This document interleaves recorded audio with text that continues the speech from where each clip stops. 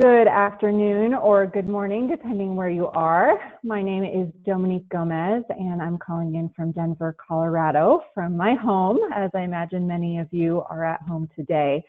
We are so excited to have you join us today for our Connecting for Conservation webinar series. Today, we're going to talk about conservation storytelling and really the power of storytelling to connect with others, to share your work. And we're going to have two great panelists today. I'm just so excited to have Valerie and Luke join us, and I will share a little bit more about them and their background in just a moment. Again, just want to welcome you first, and I'll tell you a little bit about the Salazar Center in just one moment. And then we're going to do some housekeeping. We're going to hear from our panelists, and then we're going to have a little bit of time for a moderated discussion before we wrap up. I want to welcome you to this webinar series. We are the Salazar Center for North American Conservation at Colorado State University, and we work to support and advance the health and connectivity of natural systems and landscapes across North America. We know that healthy natural systems support climate adaptation and resilience, they protect biodiversity, and support long-term human health. And we take an intersectional approach to build bridges that connect academic research, community practice, and policy development. And we welcome you to learn more about us on our website at salazarcenter.colostate.edu. And this webinar is part of our Connecting for Conservation web series. If you have missed the last two, we did a short series on Indigenous leadership on climate change and conservation. If you missed that, we really urge you to look at those. They were great sessions. You can find them on our website. And I'm very excited to talk a little bit more about our special Earth Day edition coming up next week. I can share a little bit more about that in just one second. With that, a little bit of housekeeping. All attendees are on mute, so we can't hear you, but we would love to hear from you. And so please submit your questions and comments through that GoToWebinar control panel question box. We'll get to as many of your questions for our panelists in just a few minutes, but just go ahead and submit those throughout. This session is also being recorded. I know that we've already gotten a couple questions about that, so don't worry, we are recording the session. If you want to share it with your colleagues or come back and refer to it, we will make sure to get a link out to everyone who registered for the session today within the next couple of days. Again, you can learn more about the Salazar Center and what we do at salazarcenter.colostate.edu. You can also find more information about the webinar series and those coming webinars, as well as past webinars. You can also follow us on Twitter, LinkedIn, and Facebook, and we would love to hear from you on those venues as well. With that, I am just so excited to introduce our panelists. And we are going to start with Valerie Testin. Valerie is a multiple award-winning storyteller and the founding director of Rhode Island Black Storytellers.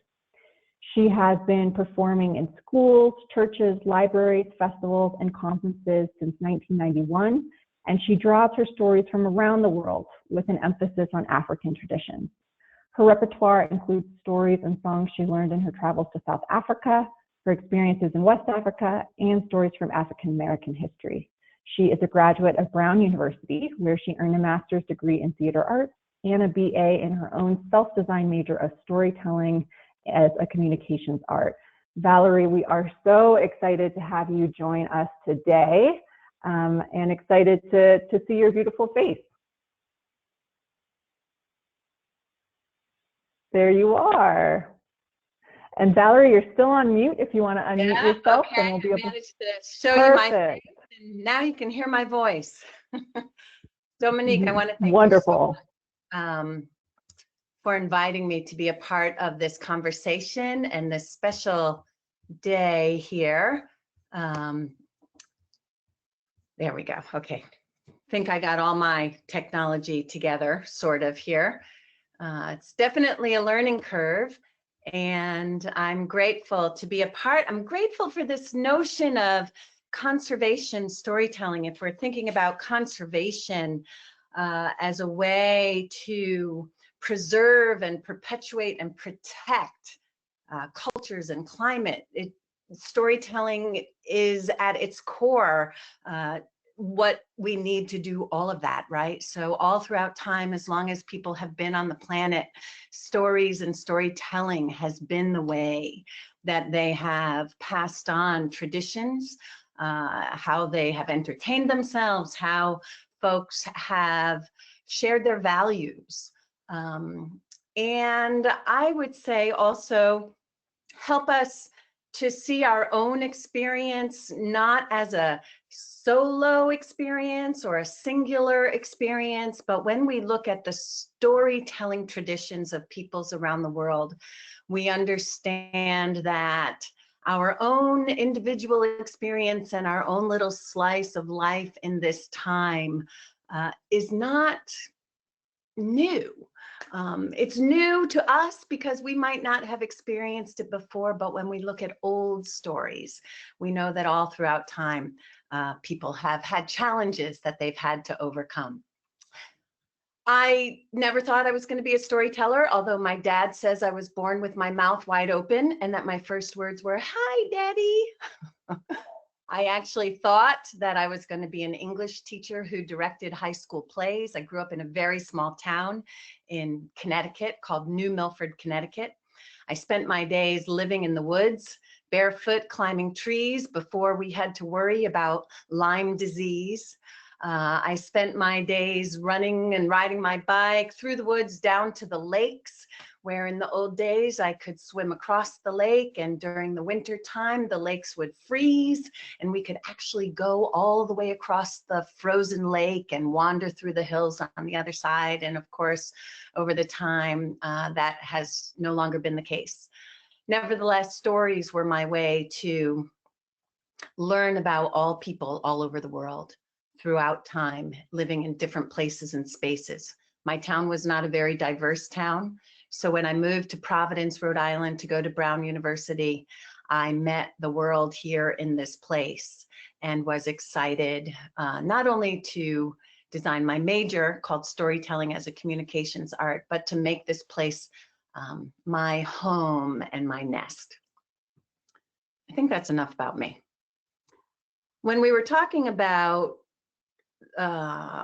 this session, the story that popped in my head to share with you all today is a story that you can find a version of it in a book called Zulu Shaman, which is a compilation of stories that were collected by a Hai Sanusi traditional healer who actually just made his transition on March 25th in South Africa. His name was Vusamazulu Credo Mutwa. His name means he was the awakener of the Zulus. And I had the opportunity to spend time with him twice, visit with him for a little bit of time, twice over the past 12 years before he passed away. And I wanted to share this particular story that comes from Zulu tradition because it resonated with me about what we're experiencing right now, and we can talk about that a little bit later.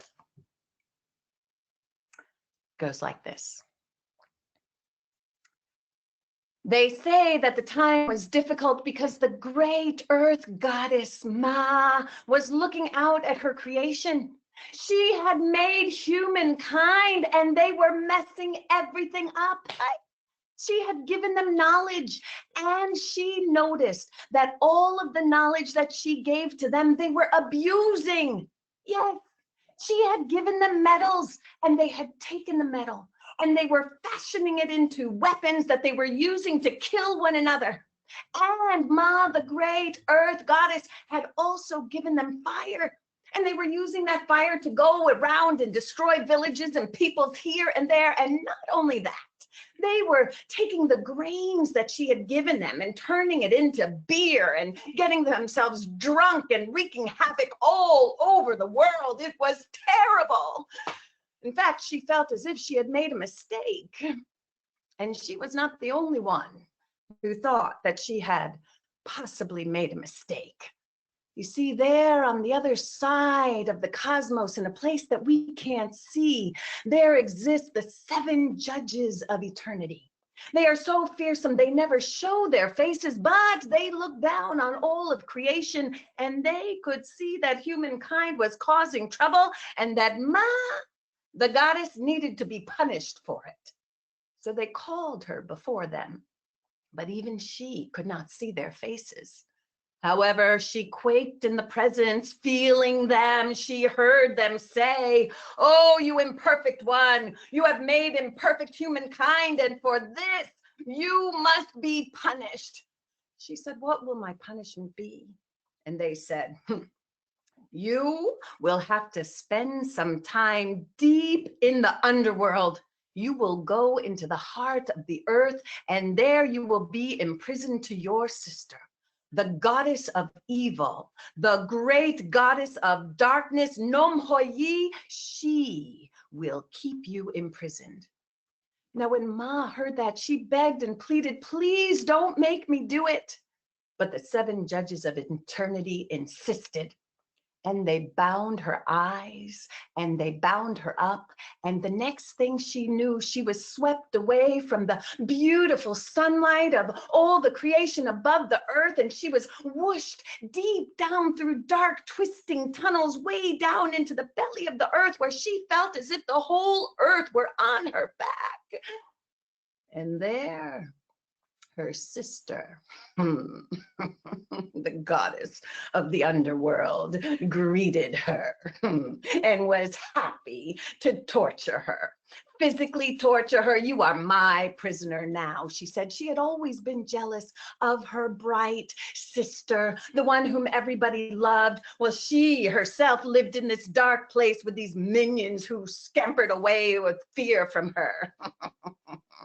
And so the goddess of darkness said, "I have you now." She was beaten and physically tortured, but that was not the worst of it. One day, the goddess of darkness came with a horrible monster, and she forced her sister to marry that monster, and then the 2 of them were sent off into the marital chamber. And there, Ma, the great earth goddess, was forced to do everything that that horrible monster told her to do. And after 3 months' time, her heart was so broken, she just wanted to die. And a strange thing was happening in those 3 months as well. For you see, when the goddess, the great goddess of the earth, wanted to die, the earth itself was feeling that pain.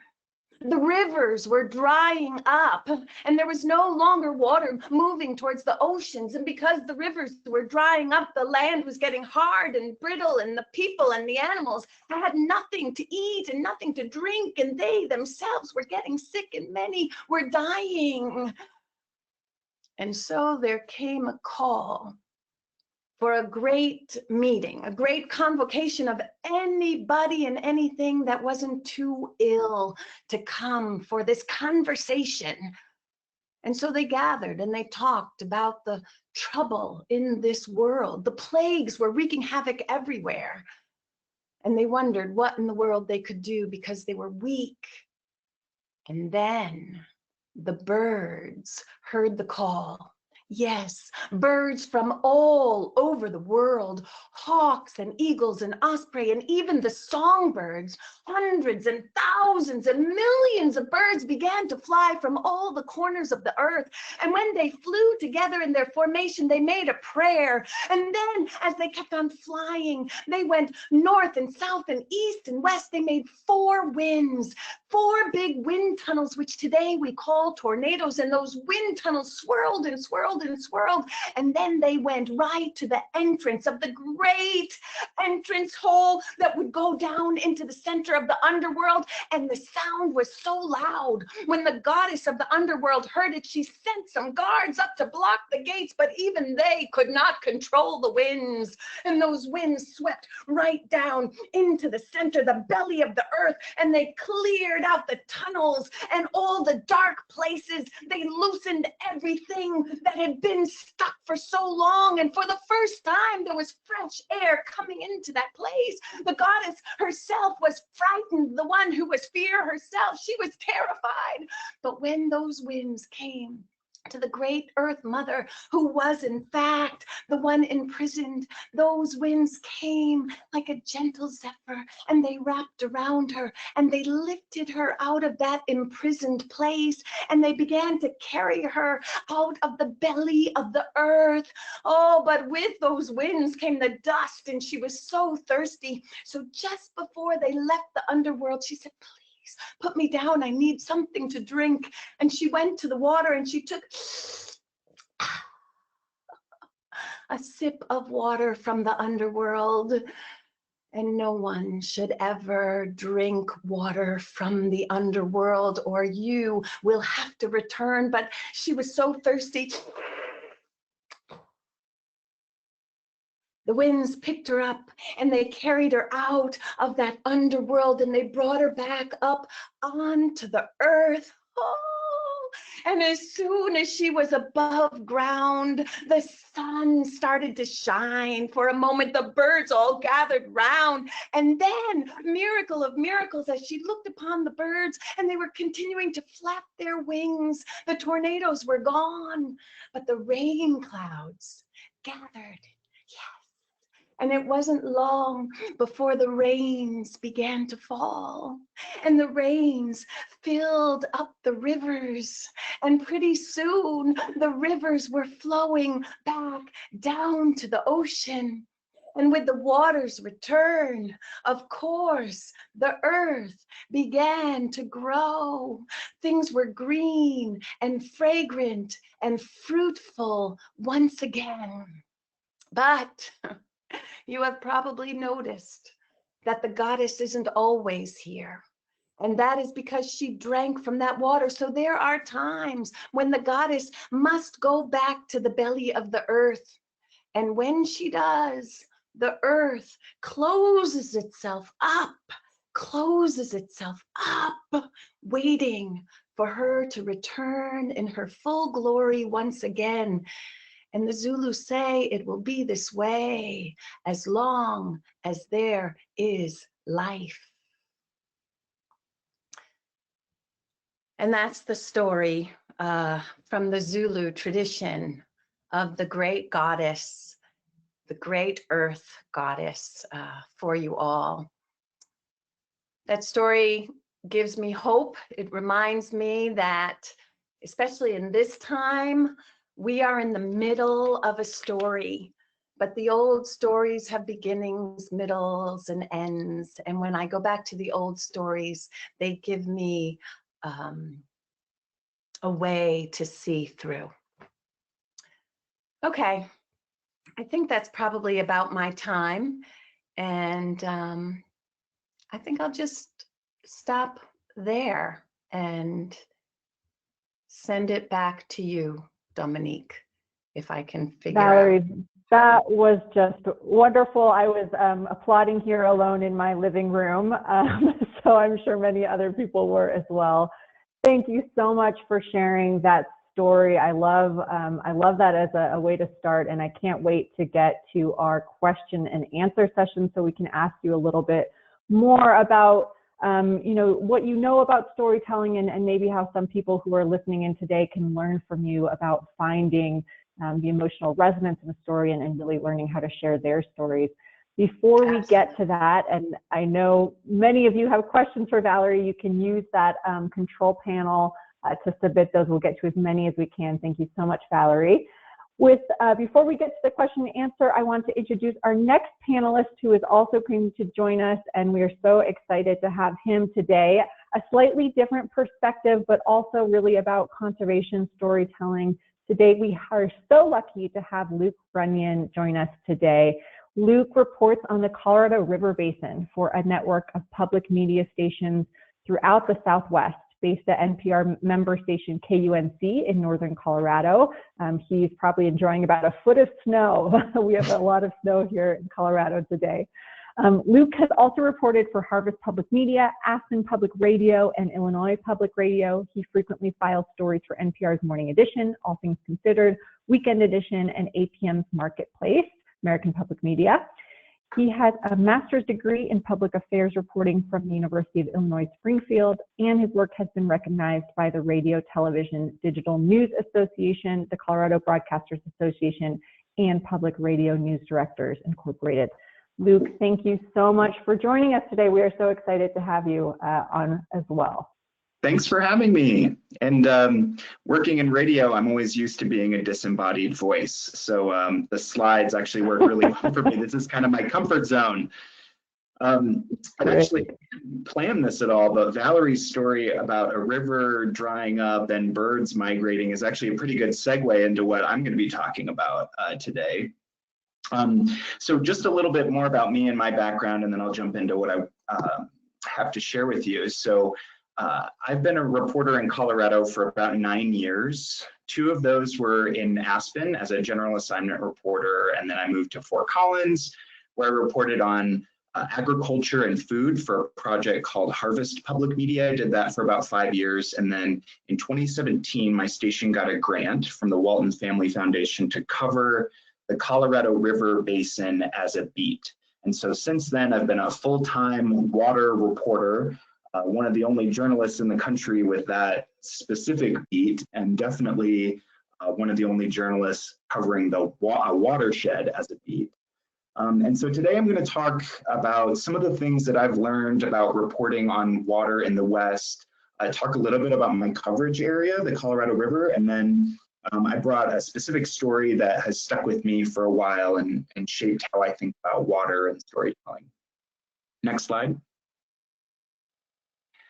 So in broadcasting, there's not a lot of room for subtlety, and so I try to make my main points as clear as I possibly can. And this would be one of the main takeaways that I would want you to walk away with from my talk. So if you've been in the West or know anything about water in the West, you might have heard one of these old maxims about water and conflict. There's an old phrase, whiskey is for drinking, water is for fighting. If you know anything about water in the West, you kind of roll your eyes at that by this point. And that's true in some cases, but not all, and probably not even the majority of cases.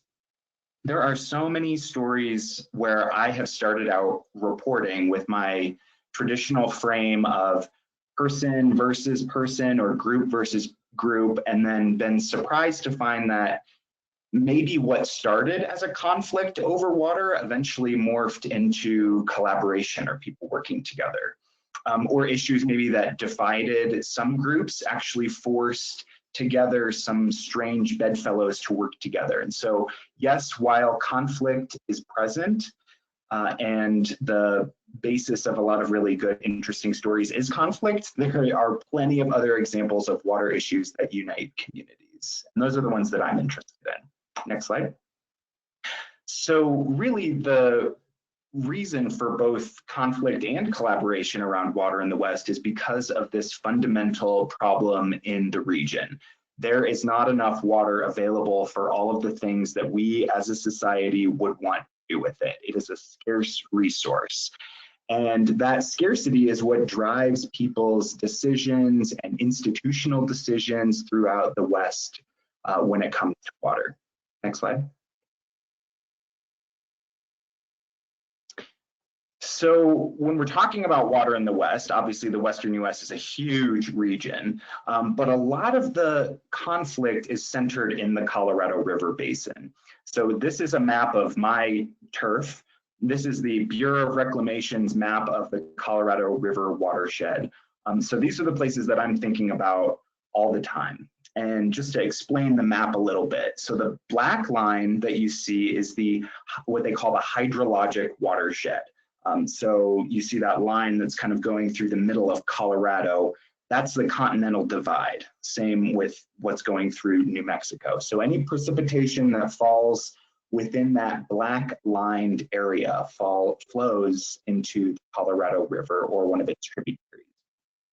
And One of the reasons I love this map so much is because it also shows not just the kind of the geologic and geographic boundaries, but it shows how we have manipulated the watershed to take water to places that it doesn't show up naturally in large quantities.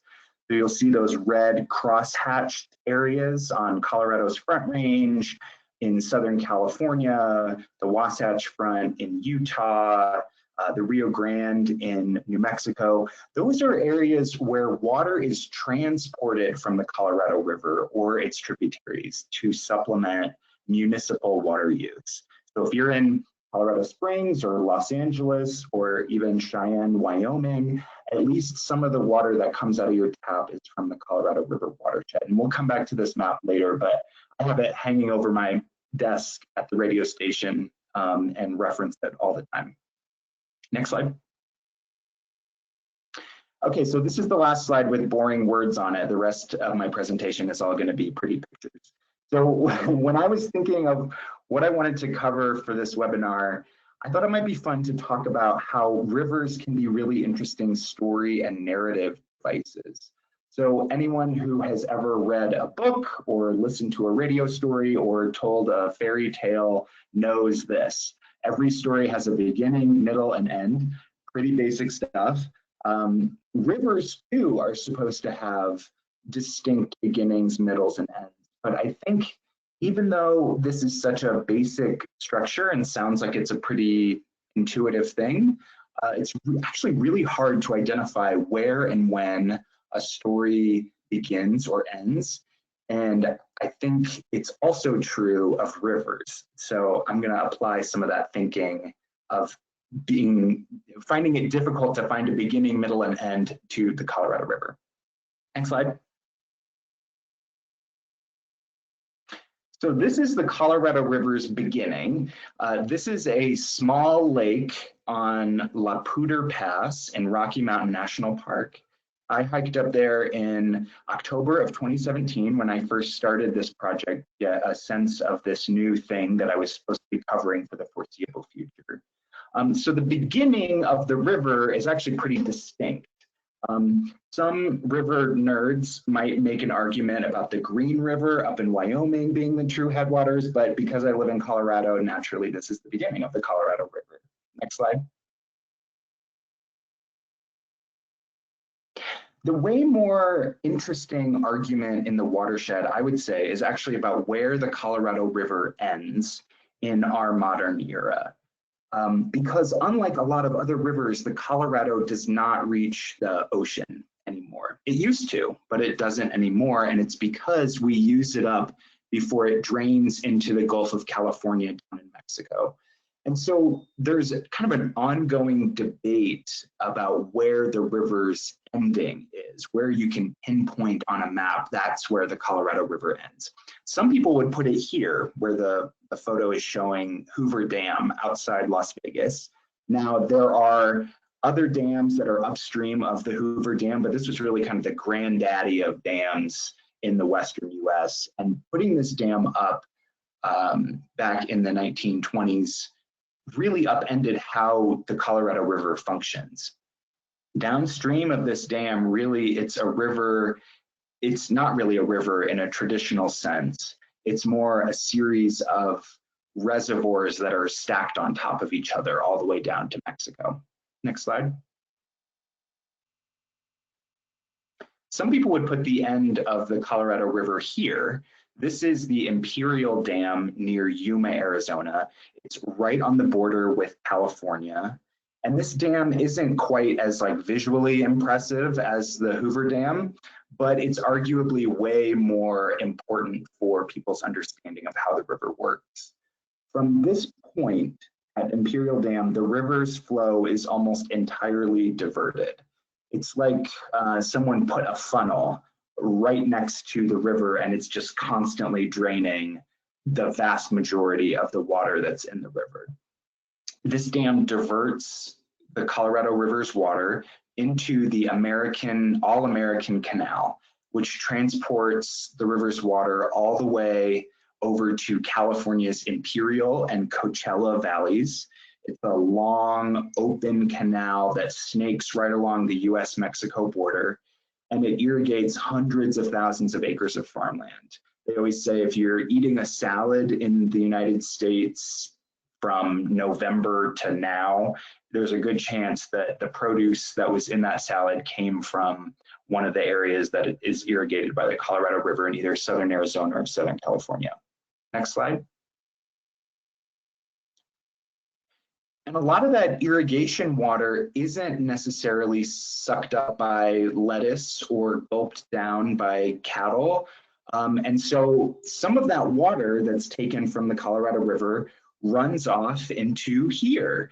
So this is the Salton Sea in Southern California. Plenty of people would consider this actually the end of the Colorado River. It's a massive inland lake, and its main source of new water is what's left over when farms in the Imperial Valley and Coachella Valleys, when it runs off, it is funneled into the Salton Sea. And because farms there have been irrigating less, becoming more efficient, the lake has been getting smaller because it's receiving less water from those farms. And that drying process, you can see a large beach here, they call it the playa, and it's been growing larger and will continue to grow larger over the next few years because farmers are using less water. And honestly, you could probably teach a whole semester-long class about the Salton Sea, so I'll just leave it there for now. Next slide. So some people would also put the end of the Colorado River here. This is the last dam on the river. It's called Morelos Dam, and it's right on the US-Mexico border. And this is the dam that diverts the country of Mexico's share of the river. And I think that there's sometimes this misconception that Mexico doesn't use water from the Colorado River, but they do, and it's diverted right here. So the US uses the majority of water from the river. About 10% of the river's water is used in Mexico by farmers and cities. The city of Tijuana even receives water from the Colorado. And below this dam, really the river doesn't run at all.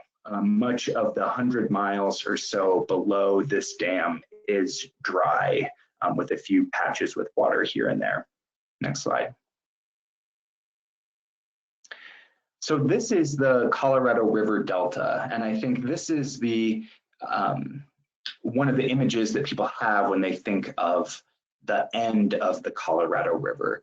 That the kind of veins of water that you see are these tidal pools. So that's ocean water from the Gulf of California coming up into what would have been the river's historic delta. The river, because we use so much of it, doesn't reach this area anymore. And so it's all salty, briny ocean water that flows into this area. Next slide. This is an example of what the end of the Colorado River looks like in Mexico. So this is a bridge between the two Mexican states of Sonora and Baja California. It's right outside the city of San Luis Rio, Colorado, named after the Colorado River. And you can see in the background that orange structure, that's the border wall between the two countries. So on the other side of that wall is Arizona farmland. And because we've built all these canals and watered big cities in Colorado, Utah, California, Nevada, Arizona, this is what the end of the river actually looks like. Next slide.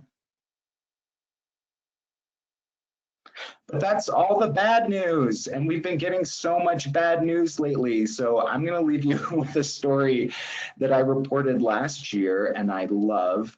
And it's sort of complicated, but I'm going to do my best to break it down in its simplest terms in the time that I have left. So this is a place called the Ciénaga de Santa Clara. It's in Mexico, in the Colorado River's historic delta. And Ciénaga means wetland or marsh in Spanish. And anyone who is familiar with Aldo Leopold, the nature writer, his descriptions of the Colorado River Delta, this is kind of the area that he was talking about in this photo. Next slide. So I wanted to bring the map back just to kind of show you where we are when we're talking about the Cienega de Santa Clara. So there's a little area of that black lined watershed down in Mexico, barely, you know, just a small little area down in Mexico, exactly. A little bit right by the Gulf of California. Yep, right in there. So that's where the Cienega is. Next slide. And I think the best way to meet this place, the Cienega, is through the eyes of this guy. So his name is Juan Butron Mendez. He lives in a little village not far from the Cienega. And back in the 1970s, this area where this picture was taken was just a massive dry salt flat. It was dry soil. There was no water there at all. The river would have flowed here, you know, more than a century ago, but because we've built these large dams upstream, this area was dry back in the 1970s when Juan was a young guy. You know, the delta would have already started being deprived of water upstream from those dams. Next slide. So one day, Juan noticed water flowing in this part of the delta that hadn't seen water in a long time, and that seemed really strange. And little did he know at the time, but it was the result of a long negotiation between the US and Mexico. So back in the 1970s, there was a big fight between the US and Mexico. Farms that were down near the border on the US side were draining their agricultural runoff back into the river. And so by the time the river reached the Mexican border and Mexico was getting their share of the river, it was loaded with salt because the soil down there is incredibly salty. So Mexican farmers weren't able to use all of the water that they were entitled to because it was too salty, and it was the fault of the Americans.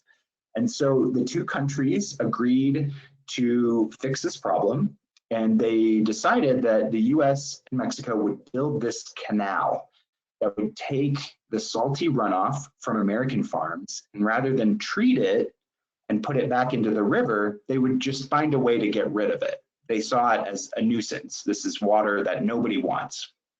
And so they needed a place to dispose of this water that was running off and was too salty for anyone to use. Next slide.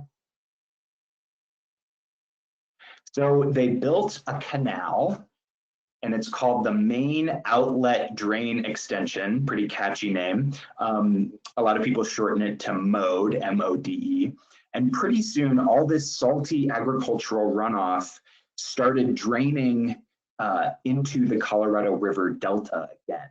This is not an insignificant amount of water. It's a lot of water that's being captured from these farms that are irrigating but not using all of the water that they're irrigating with. And within a couple of years, with this canal just dumping out into the middle of a dry salt flat, the Cienega was born.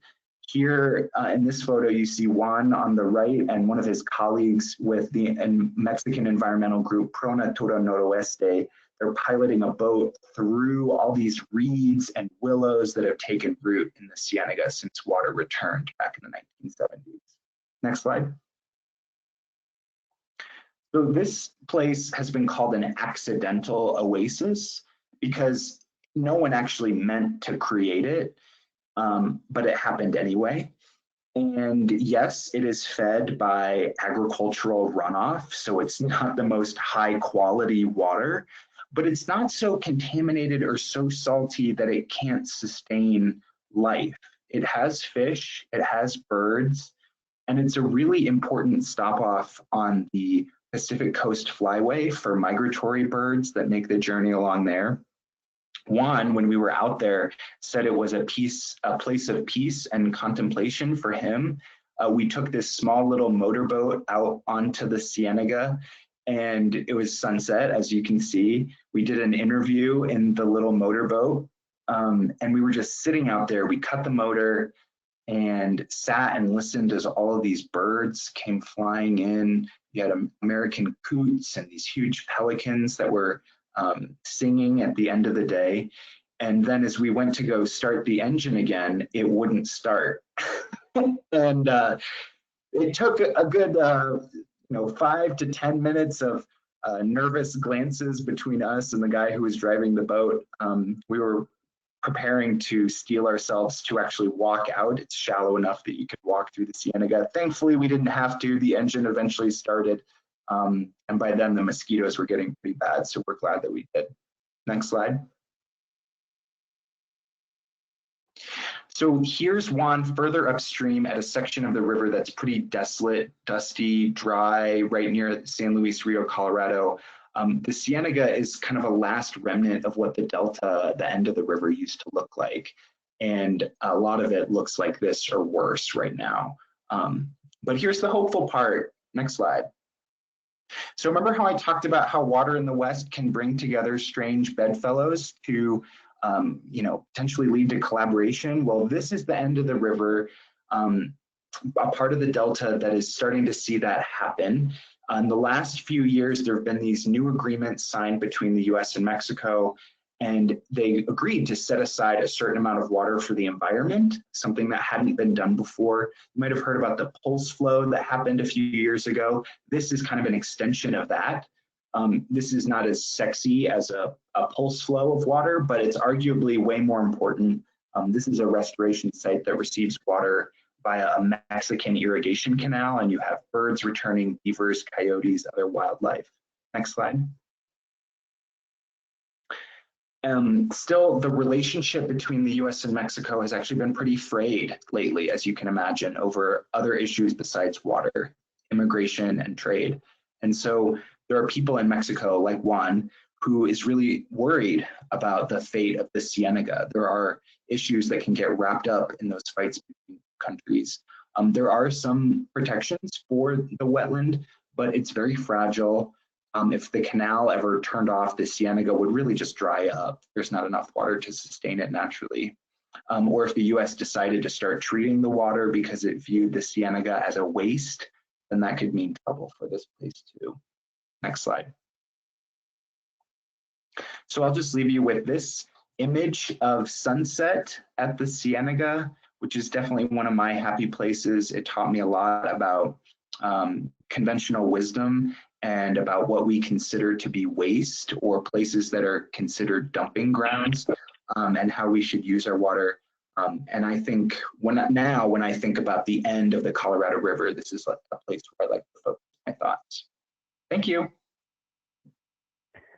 Thank you so much, Luke. That was a great story and a great kind of discussion of how to find a story and your work on the Colorado River, and a wonderful add-on to everything that Valerie talked about. And with that, I'm so excited to move to our moderated discussion. I know that many of you have questions. To participate and submit a question, you can use that question box on the GoToWebinar control panel. We're going to get to as many as we can. I want to start by just mentioning that I love that both of you talked a little bit about that stories have a beginning, a middle, and an end. You both said that.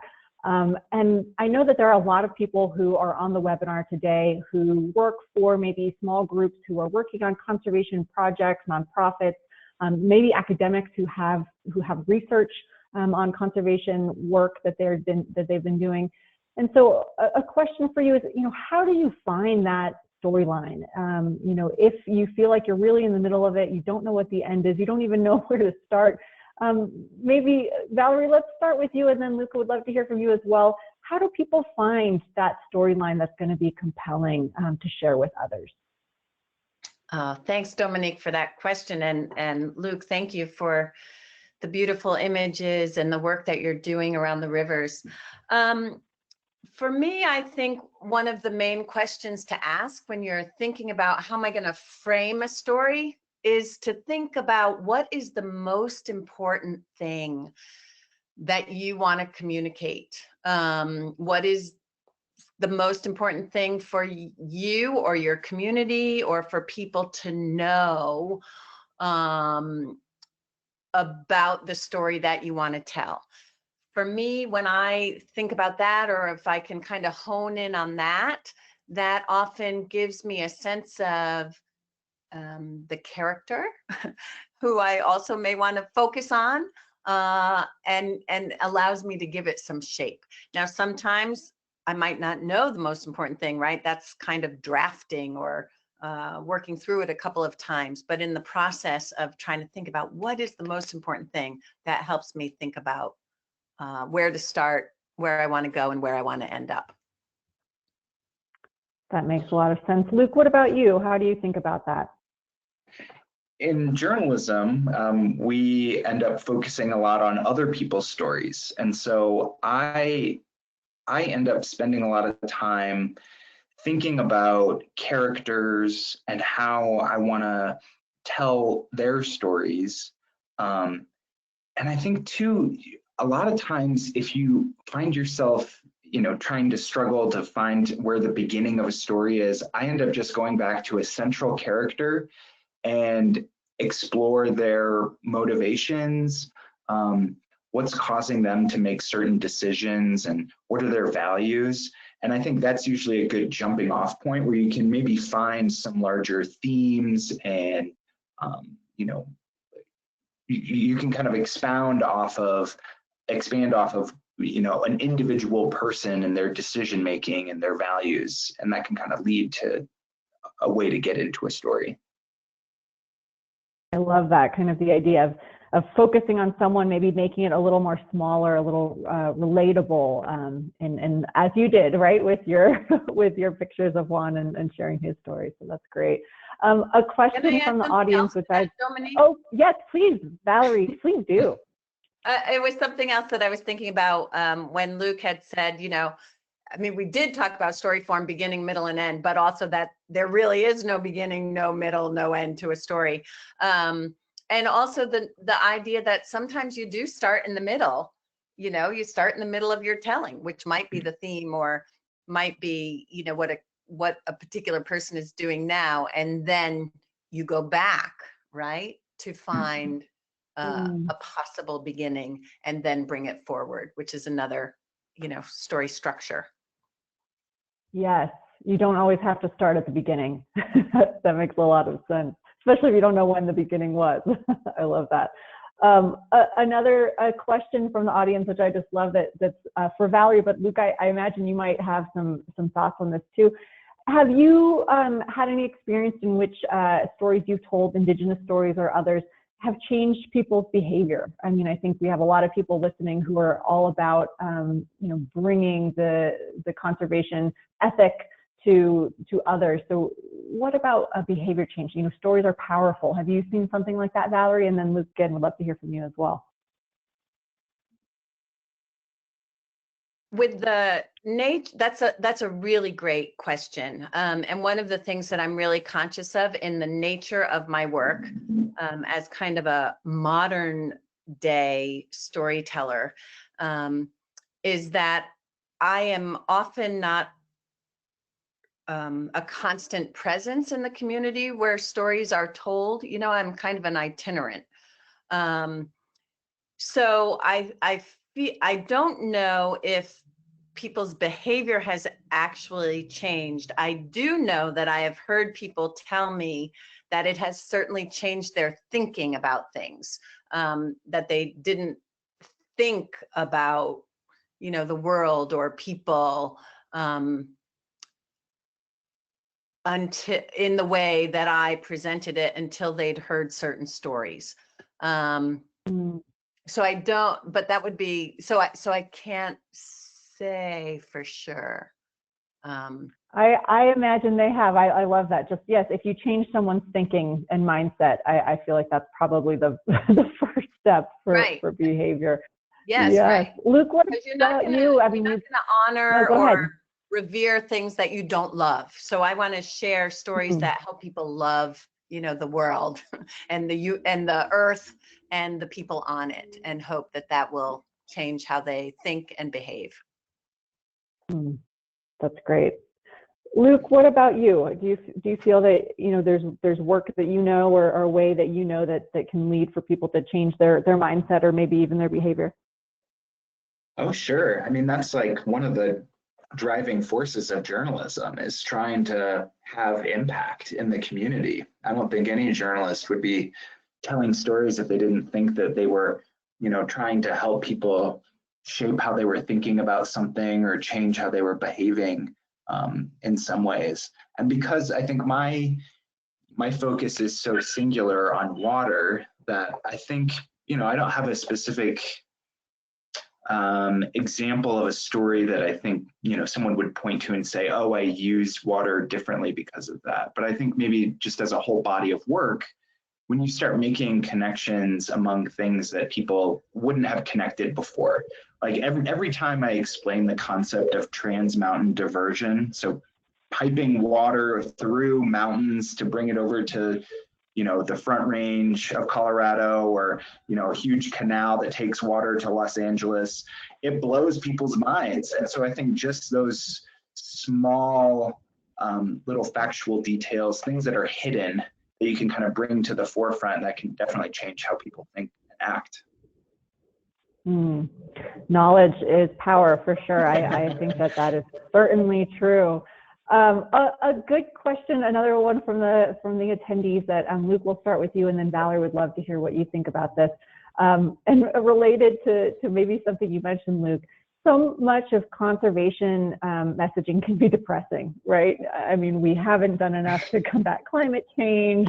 You talked a little bit about there not being enough water to go around in the West. You know, we're not always on a happy note when it comes to the work that we do.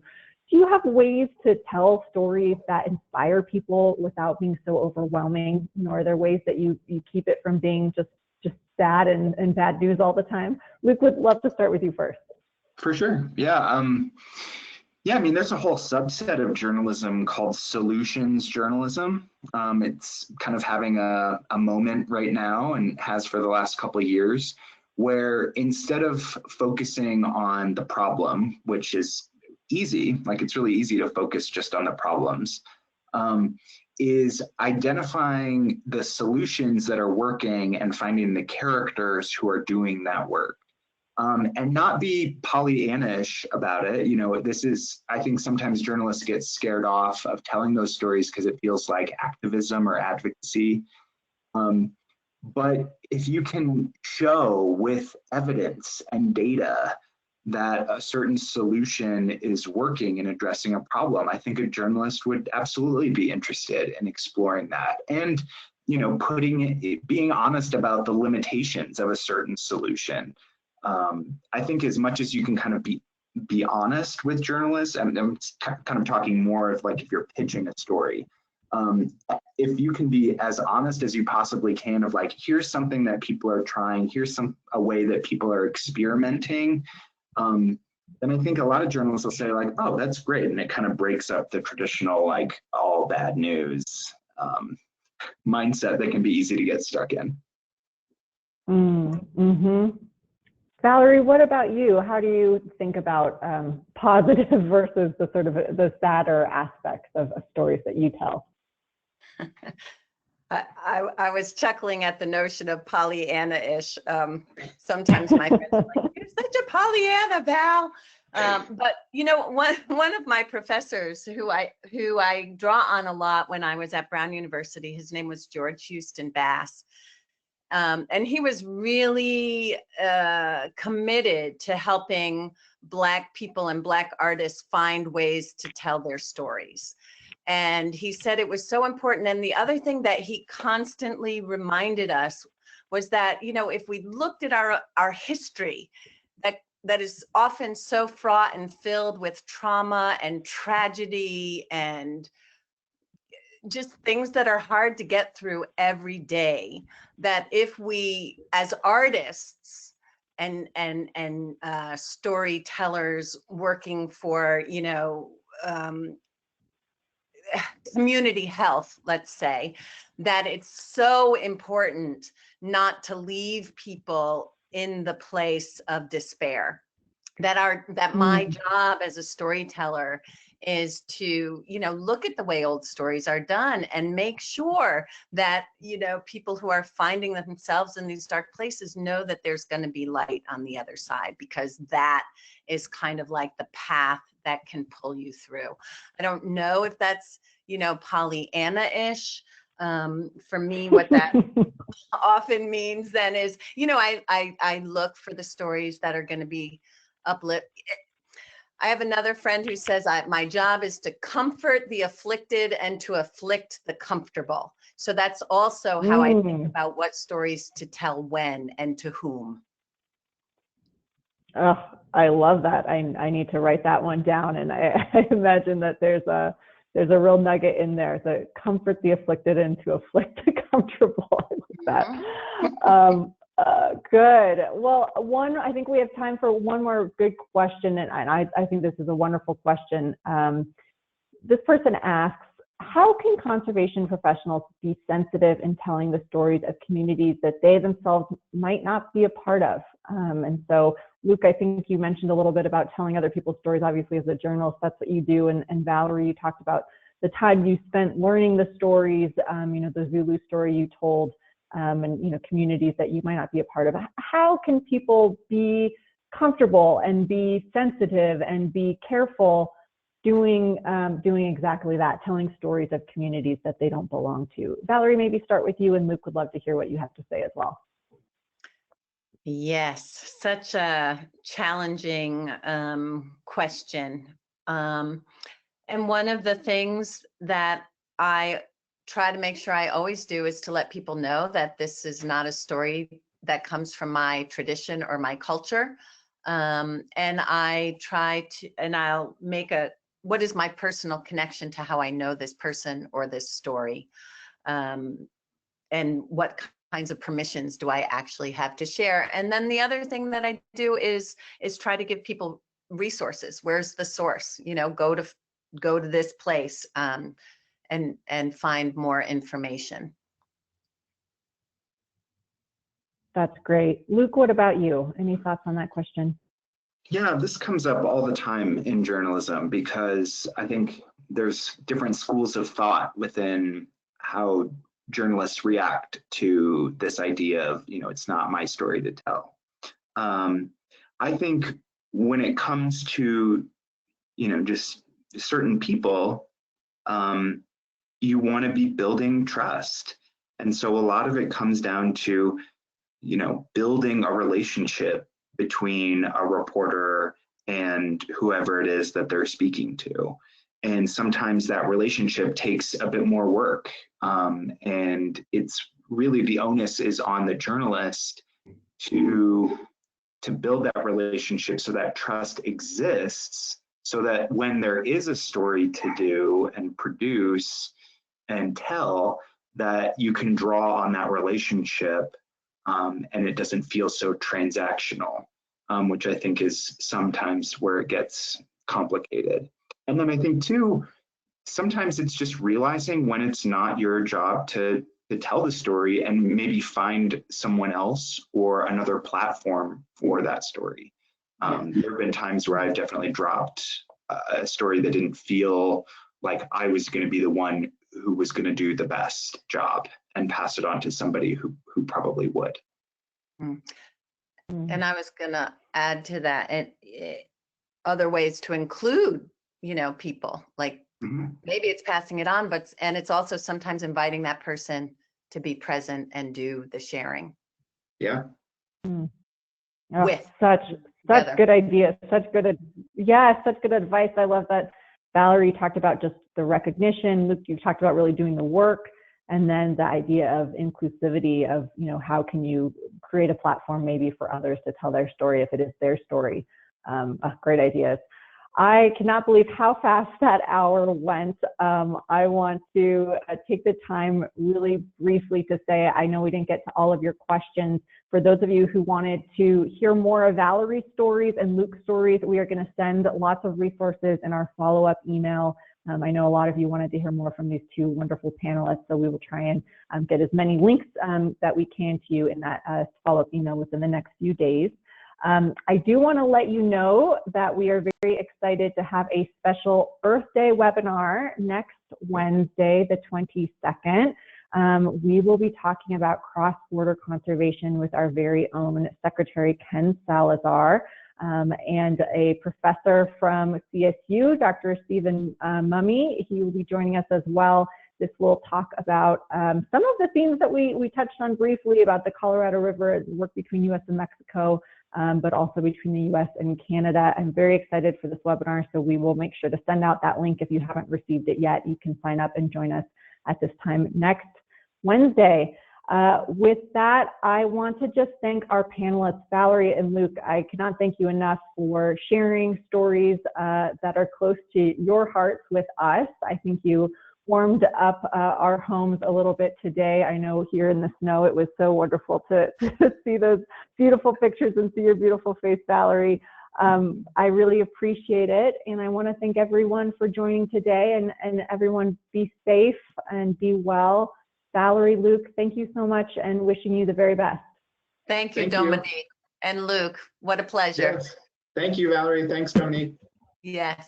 All right, wonderful. From the Salazar Center, this is Dominique Gomez. Thank you so much, everyone. Have a wonderful day.